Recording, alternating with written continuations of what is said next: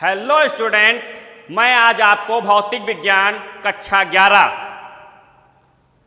के सदिश विश्लेषण और प्रक्षेप गति के भाग 4 का अध्ययन कराऊंगा।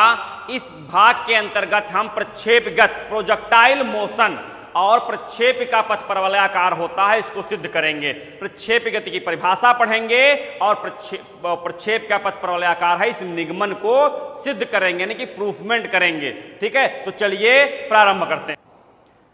परिभाषा क्या है? प्रक्षेप गति, प्रोजेक्टाइल मोशन। परिभाषा क्या है? जब किसी पिंड को किसी प्रारंभिक वेग से ऊर्ध्वाधर दिशा से भिन्न अन्य किसी दिशा में फेंका जाता है तो वह गुरुत्वीय त्वरण के अंतर्गत ऊर्ध्वाधर तल में एक वक्र पथ पर गति करता है, तो इसकी गति को प्रक्षेप गति कहते हैं और इसके पथ को प्रक्षेप का पथ कहते हैं। शर्त क्या है? शर्त आप लोग समझ लेंगे कि ऊर्ध्वाधर दिशा से भिन्न, भिन्न का मतलब वर्टिकल ऊपर नहीं फेंकना है, साइड में किसी दिशा में हॉरिजॉन्टल फेंक दें तो नीचे जाएगा, थोड़ा सा ऊपर घुमा के फेंकेंगे तो एक गोल पथ पर गति करेगा, इस प्रकार से वो चल के गति करेगा। इस गति को आप लोग जो है वो प्रक्षेप गति कहते हैं। ठीक है, तो प्रक्षेप गति को हम लोग समझ लिए।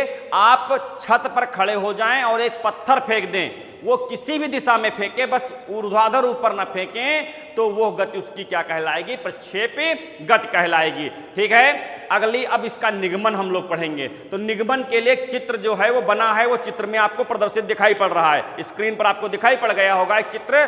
ठीक है, प्रक्षेप के पथ का चित्र स्क्रीन पर दिखाई पड़ गया है। इसमें एक बिंदु से एक पिंड को u वेग से थीटा कोण पर फेंका गया है। ठीक है, और यह एक वक्र तल में गति कर रहा है। ठीक है, x अक्ष और y अक्ष बनी हुई हैं। इसके वेग को दो घटकों में वियोजित कर देंगे, एक क्षैतिज घटक ux है और ऊर्ध्वाधर घटक uy है। दो घटकों में इसे वियोजित कर देंगे तो क्षैतिज घटक पर गुरुत्वीय त्वरण का कोई फर्क नहीं पड़ेगा, परंतु ऊर्ध्वाधर घटक पर गुरुत्वीय त्वरण का फर्क पड़ता है, क्योंकि वर्टिकल जब हम नीचे से ऊपर जाते हैं तो गुरुत्वीय त्वरण का फर्क पड़ने लगता है, जिसके कारण जो है वो लगातार बदलता है। तो हम लोग भाषा इसकी लिखेंगे, माना एक पिंड को प्रारंभिक वेग u से क्षैतिज से थीटा कोण पर, क्षैतिज से थीटा कोण पर फेंकते हैं तो वह वक्र तल में गति करता है। वेग को दो घटकों में वियोजित कर देते हैं, वेग को दो घटकों में वियोजित करेंगे तो क्षैतिज घटक ux बराबर u cos थीटा और ऊर्ध्वाधर घटक uy बराबर u sin थीटा हो जाएगा। ठीक है, अब हम इसकी आगे की भाषा को समझेंगे।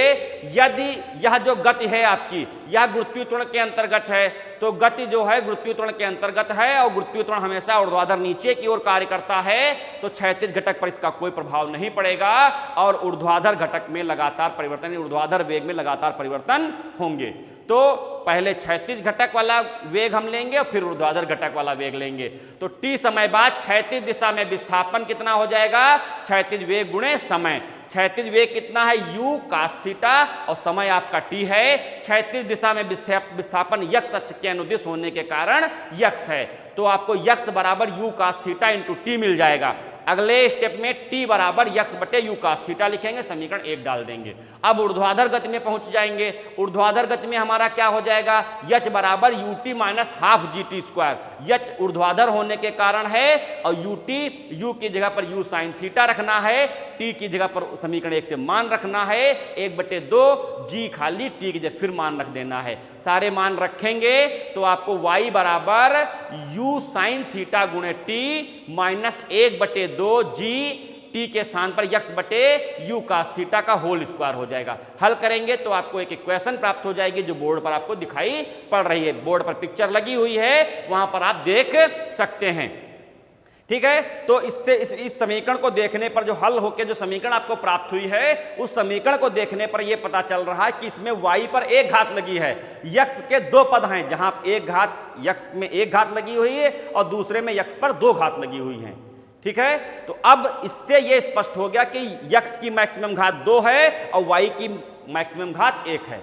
अतः यह समीकरण x में 2 घात और y में 1 घात है। यह परवलय को निरूपित करता है। परवलय का बेसिक समीकरण y स्क्वायर बराबर 4ax या x स्क्वायर बराबर 4ay होता है, यानी कि एक चर जो है वो 2 घात का, एक चर 1 घात का होगा। तो ये समीकरण जो आपको प्राप्त हुआ वो इसी प्रकार का है। इसमें x की 2 घात है, y में 1 घात की है। यह परवलय को प्रदर्शित करता है। परवलय के समीकरण जैसा है, इससे यह सिद्ध होता है कि प्रक्षेप का पथ परवलयाकार होता है। इसे सर्वप्रथम गैलीलियो ने सिद्ध किया था। इस वीडियो में इतना ही। अगले वीडियो में हम इसके अगले भाग को पढ़ेंगे।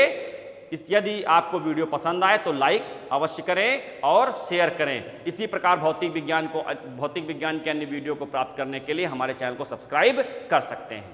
धन्यवाद।